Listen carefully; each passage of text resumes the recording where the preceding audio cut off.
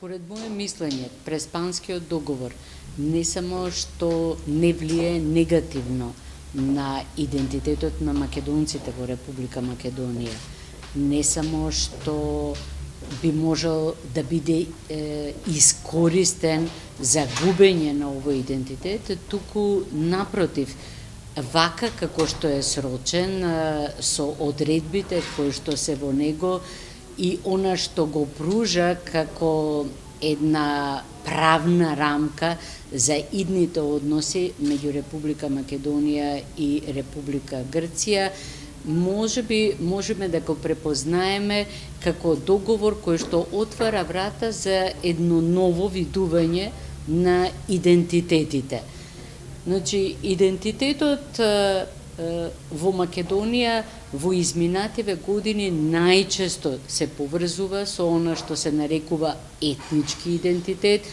нешто помалку религиозен идентитет, со идентитет на припадност кон државата, меѓутоа најмалку од се. Кога се зборува за идентитетот, се зборува за граѓанскиот идентитет, за индивидуалниот идентитет. И тој идентитет не е хомогена категорија. Напротив, тоа е идентитет кој што е составен од повеќе видови на идентитети кои што го сочинуваат она што представува идентитет на одредена индивидуа. И не само што постојат поголем број идентитети, меѓутоа мора да ги сватиме и во нивната променливост, нивната флексибилност. Значи, во одреден момент еден човек може да има еден идентитет, во друг момент може да има друг идентитет, во еден момент може да му е доминантен еден идентитет, во друг момент да му е доминантен друг идентитет. Например, за одредена работа, јас како човек може да се идентификувам со мојата професија, може да се идентификувам како правник, за друга работа можам да се идентификувам со некој мој интерес, например заштита на животната средина или заштита на човековите права, која што исто така представува идентитетска определба. Во трет момент може да се идентификувам со нешто сосема друго, со она што представува идентитет на мајка, идентитет на сопруга и слично. Хомогенизирањето кое што се направи во последните години и поставувањето на идентитетот единствено во корелација со етницитетот ги избриша сите овие други можности и всушност ги вкалупи луѓето да мораат да се препознаваат себе си само преку тој еден етнички или национален идентитет. Всушност ги осиромаши, им оневозможи да се идентификуваат со другите идентитети, им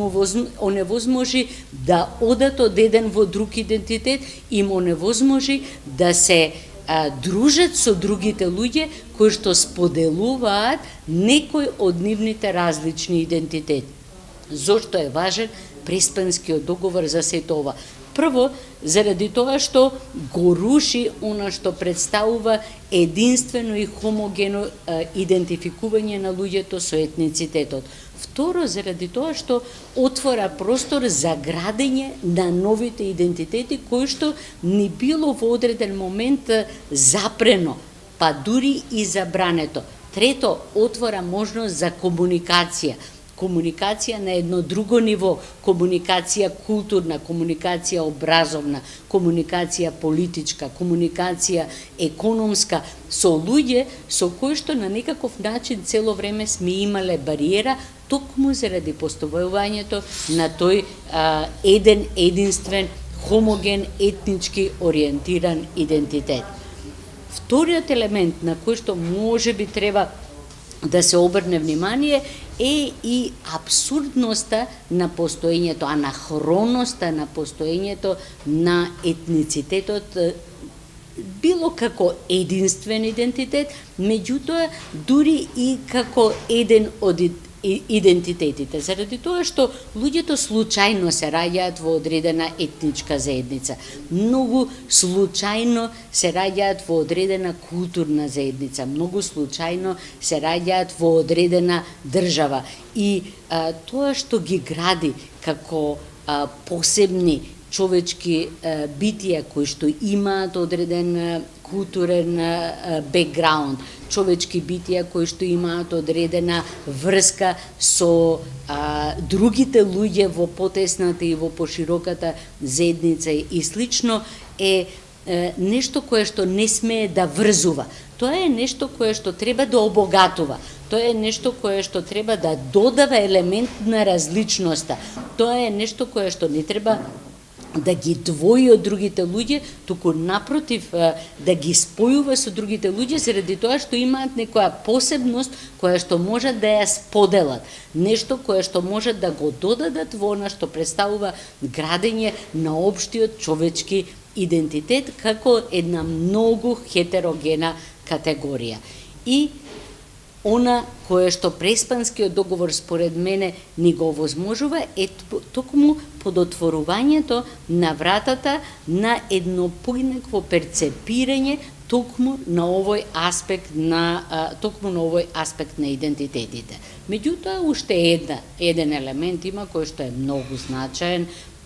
и кој што можеби ќе можеме да успееме да го оствариме со заживувањето на овој договор, а тоа е борбата со градењето на лажни идентитети. Отсуството на она што представува граѓански идентитет, индивидуален идентитет, отсуството на она што представува градење на сегашноста и на иднината, многу често се надоместува со градење на лажни врски, на лажни конструкти во историјата. Всушност не би можела да кажам дури ни во историјата, туку во едно замислено минато. Целокупната конструкција на она што представуваат корени, потекло,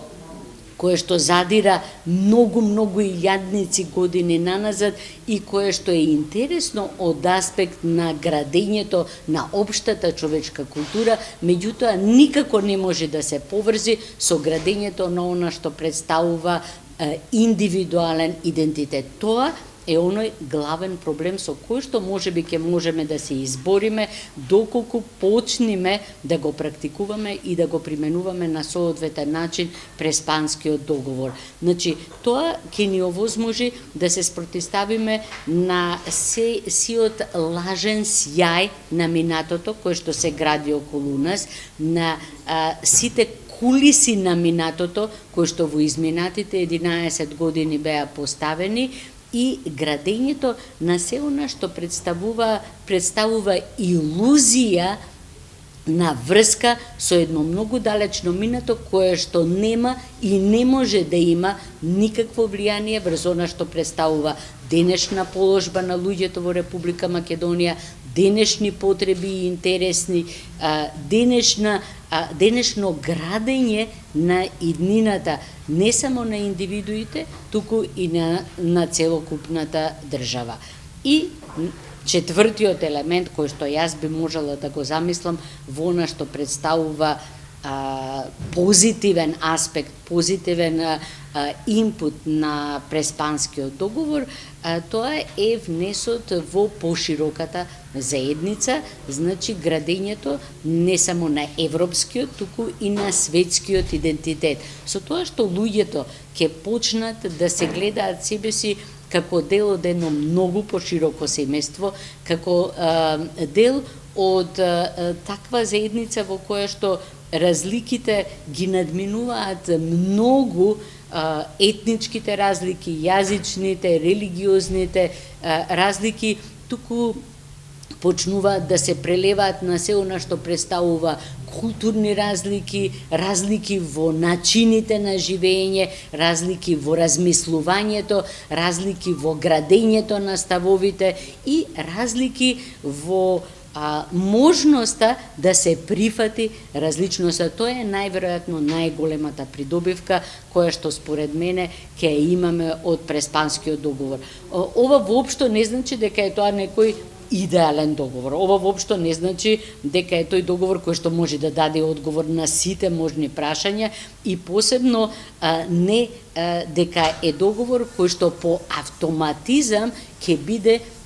позитивно имплементиран. Едноставно на нас е да го извлечеме она што представува најпозитивен елемент на договорот, на нас е од самиот договор да ги извлечеме позитивните аспекти кои што ќе ни овозможат прво да се ослободиме од лажно изградените идентитети во изминатите години, второ да воспоставиме релација на флексибилно градење на идентитетите, кое што ќе ни овозможи да ја сватиме целокупната хетерогеност, разноликост на идентитетите на секој од нас како индивидуа, за да можеме потоа да ја сватиме и хетерогеноста, разноликоста и флексибилноста на идентитетите кои што постојат во потесната и во пошироката заедница и кое што на одредено ниво ќе ни овозможи не само формално третирање на луѓето како еднакви, туку фактичко третирање на луѓето како еднакви, односно третирање на луѓето како еднакви во целокупната нивна различност, односно третирање на луѓето како еднакви наспроти на нивната различност, односно имајќи ја предвид нивната различност.